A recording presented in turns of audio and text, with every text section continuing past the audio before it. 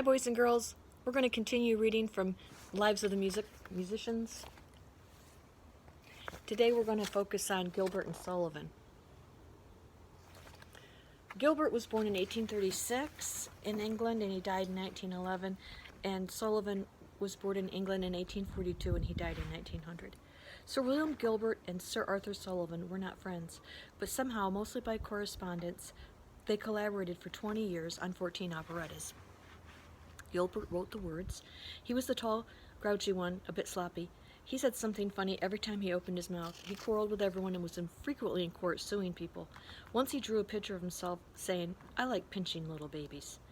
His kind of humor was very different from the proper style of the times. He called it topsy-turvydom, which vice is virtue and virtue is vice, where nice is nasty and nasty is nice. Sullivan wrote the music. He was short, charming, and a born showman. Gilbert married a woman called Kitten. Well, he called her Kitten. Her name was Lucy.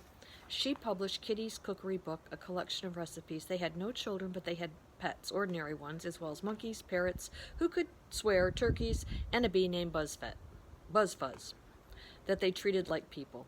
Each pet had its own bed and its own toys. Sullivan dated several glamorous women, but he never married. Sullivan kept 20 volumes of diaries, so personal he had brass locks for them. He loved Shakespeare. He liked fancy food. He hung around with royalty at garden parties and was so sociable that he could compose with people around him. He smoked endless cigarettes and he had expensive tastes, gambling, going on yachts, and racing, horse racing. Gilbert kept few diaries. He hated Shakespeare.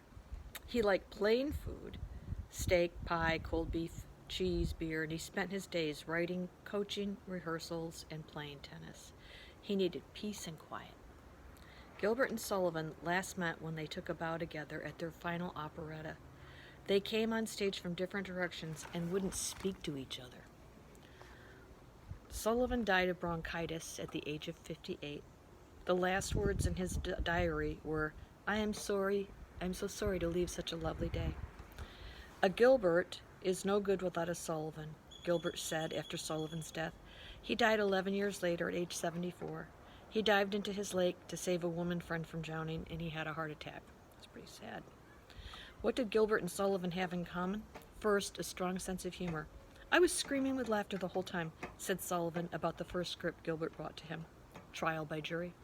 "We always saw eye to eye," Gilbert once said about their reaction to jokes. Both worked hard. Sullivan said that musical composition, like everything else, is the outcome of hard work. "If I had waited for inspiration, I'm afraid I should have done nothing." They were perfectionists about their works on stage, planning every detail. Gilbert was known as a tyrant with the actors. He could swear for 5 minutes straight without repeating himself. We don't want to be like that. The operettas made them both rich. Gilbert's last house was in the country, staffed by 40 servants, and surrounded by 100 acres of farmland and a private lake. He drove a Rolls Royce. Sullivan lived in a luxurious apartment near Westminster Abbey. Mostly what they had in common was their work. Operettas that poked fun at English government, art, and fashions. And because of the special Gilbert and Sullivan combination of the wise and the silly, even people who'd never been to England have been royally entertained ever since.